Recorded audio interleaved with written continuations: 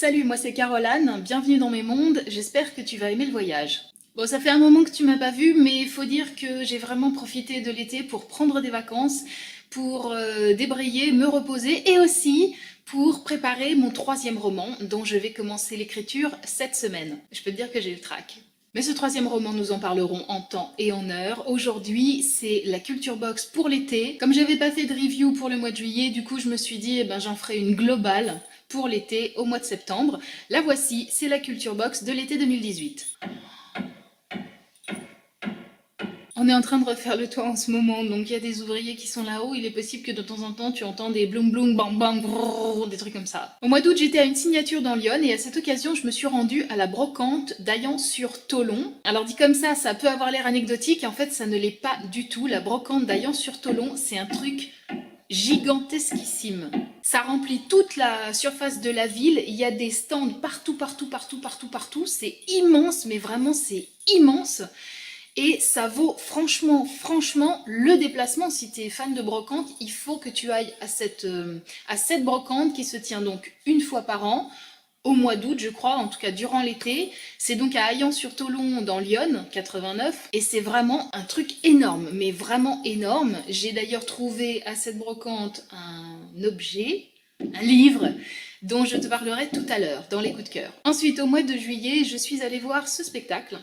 Kiki de Montparnasse au théâtre du Ranelagh. C'était l'avant-dernière quasiment, le spectacle n'est plus joué, il s'est produit quelques semaines au théâtre du Ranelagh.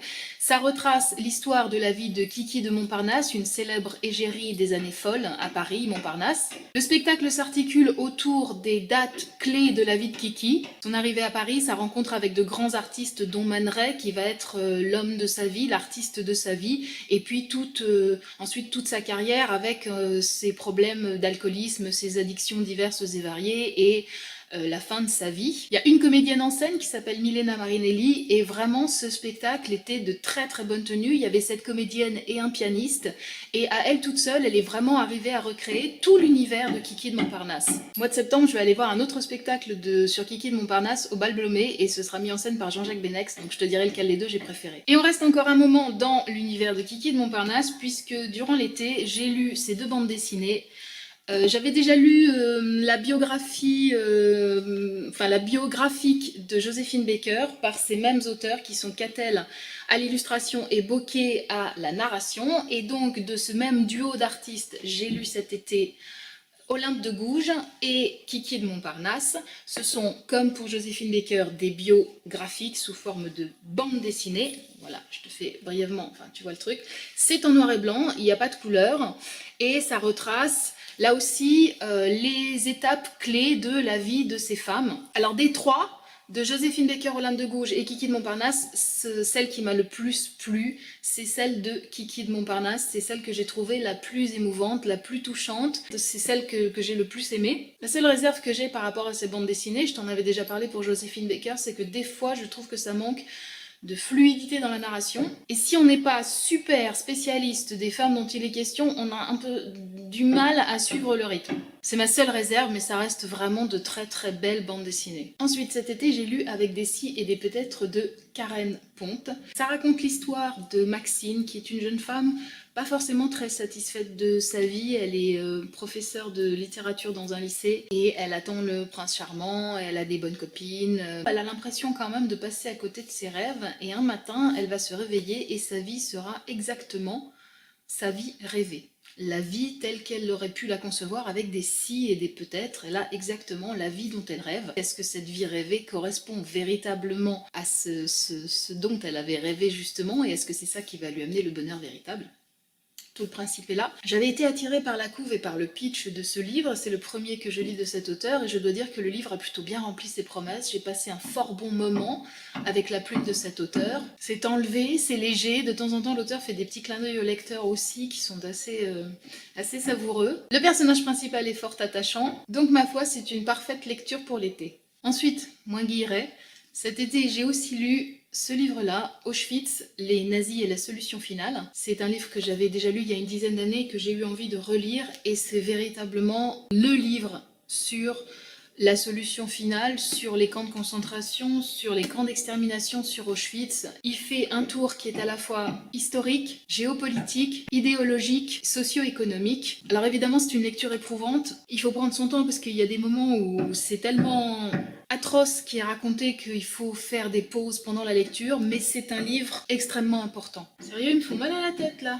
Ouf. Bon, ensuite, il faut que je te dise que je suis dans une phase Doors en ce moment. C'est d'ailleurs pour cela que j'ai mis ce vinyle à côté de moi pour décorer la vidéo. C'est d'abord parce que j'aime bien leur musique, mais c'est aussi et surtout parce que pour mon troisième roman, dont je commence cette semaine l'écriture, je vais m'inspirer ça et là de Jim Morrison pour l'un de mes personnages principaux.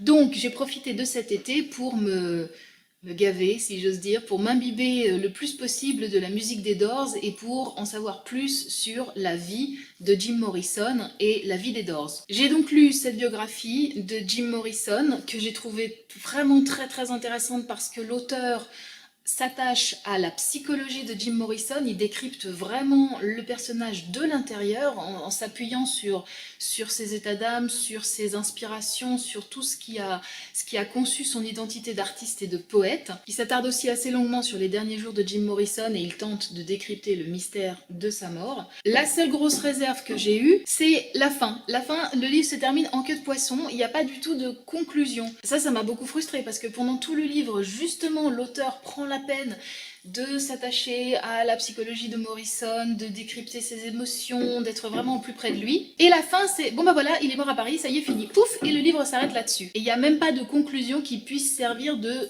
survol final, ou même qui traite de tout ce qui s'est passé après la mort de Jim Morrison, de toute sa mythification. Ça, il n'y a pas du tout, on s'arrête, il est mort à Paris, et ça y est, zo, pof, ça y est, le livre se termine. Donc ça a été un peu la grosse frustration de la fin.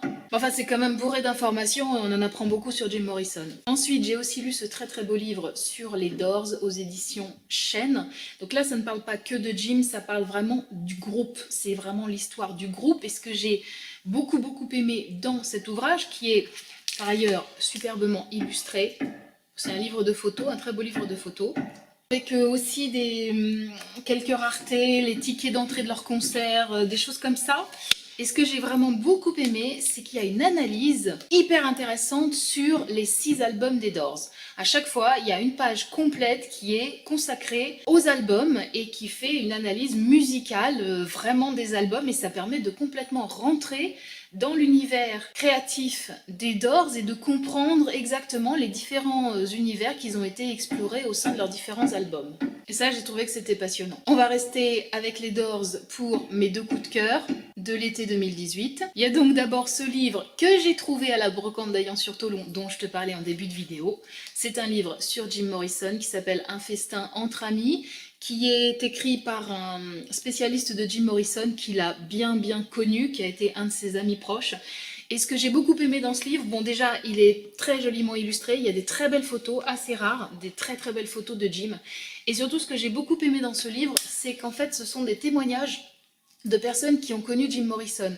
Et chacune d'elles apporte un éclairage nouveau sur le personnage, sur l'artiste, sur le chanteur et sur le poète. Et c'est ça qui est super intéressant et c'est ça aussi qui permet d'entrer vraiment dans l'intimité de Jim Morrison, de le côtoyer de près et de comprendre exactement qui il a été. Pour n'importe quel fan des Doors et surtout de Jim, je pense que c'est une pièce absolument incontournable. Ensuite, mon autre coup de cœur, toujours dans les Doors, c'est ce coffret, la compilation, enfin la collection complète des albums des Doors. Donc dans le coffret, tu as les 6 albums en CD. Voilà, du premier qui s'appelait The Doors jusqu'au dernier LA Woman. Il y a les 6 albums des Doors et bon, moi j'avais un double best-of jusqu'ici, donc je connaissais relativement bien les grands succès des Doors, mais d'avoir ces 6 albums et de les écouter les uns après les autres, ça permet vraiment de mesurer l'évolution de leur inspiration, de mesurer l'évolution de leur musique, de voir les différents genres qu'ils ont été explorés et de vraiment goûter toute la saveur de la musique de ce groupe qui était tellement atypique dans le paysage musical de la fin des années 60. Ça permet vraiment de mesurer à quel point aussi ces mecs-là étaient talentueux. Quoiqu'un peu imbibés de substances certainement illicites, mais en tout cas, ça permet de vraiment voir à quel point ces gars-là étaient talentueux. J'ai vachement aimé ce coffret avec les 6 albums des Doors dedans.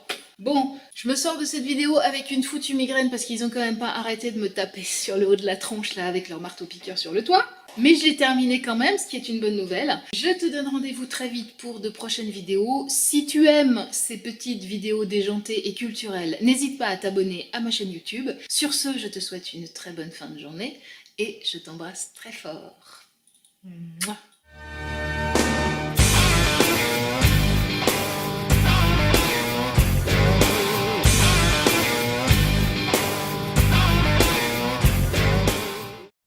Bon, et je finis juste cette vidéo par un peu d'autopromo. Au mois de septembre, il va y avoir la sortie de la version espagnole des 12 travaux d'Emeraude Kelly aux éditions Grijalbo. J'espère que je dis bien Grijalbo, tu vois, ça s'écrit comme ça. Voilà, Grijalbo, fais la mise au point s'il te plaît.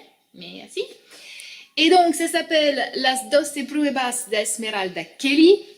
Ce qui est fabuleux, c'est que le livre, il est beaucoup plus grand que dans la version française. Tu vois, il est beaucoup plus grand. Ça fait vraiment un ça fait super beau livre, quoi. T'as l'impression d'avoir un petit bijou dans la main, surtout avec le bandeau et le verbatim que Raphaël Giordano a bien voulu placer pour la version espagnole du livre, ce en quoi vraiment je la remercie parce que c'est vraiment adorable de sa part d'avoir placé cette petite caution. Et donc, si tu es en Espagne, si tu lis l'espagnol, si tu as envie de découvrir le monde d'Esmeralda Kelly, et bien voilà, la version espagnole va être disponible à partir du mois de septembre en Espagne et sur Amazon.